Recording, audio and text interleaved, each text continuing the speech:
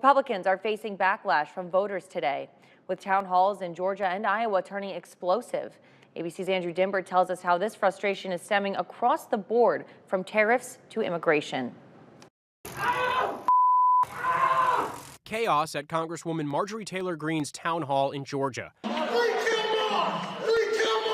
Protesters angry over the mistaken deportation of Kilmar Abrego Garcia, clashing with police, and officers responding with force. Hours earlier, anger at Senator Chuck Grassley's town hall in Iowa.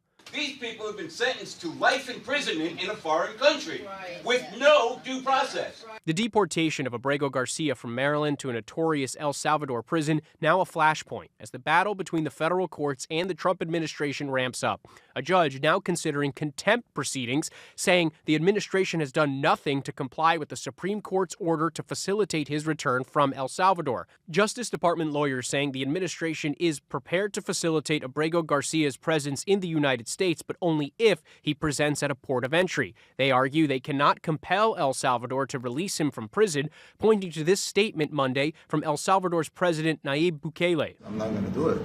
But the judge says Bukele's comments are not evidence. She's now ordered immigration and State Department officials to sit for depositions and turn over documents by the end of the month to show what steps, if any, have been taken to facilitate Abrego Garcia's return. The criminal elements happening right here are a test by the Trump administration of how far they can go to get away with defying the courts, all the way up to the Supreme Court, violating the Constitution. The White House insists Abrego Garcia, who entered the U.S. illegally in 2011, is a gang member, despite a judge saying there's no credible evidence. Outside court, Abrego Garcia's wife pleading for his return. Our children are asking, when would you come home? And I pray for the day I tell them the time and date that you'll return. But the White House says he'll never be back. There is never going to be a world in which this is an individual who's going to live a peaceful life in Maryland.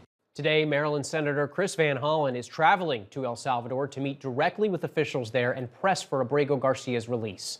Andrew Dimbert, ABC News, New York.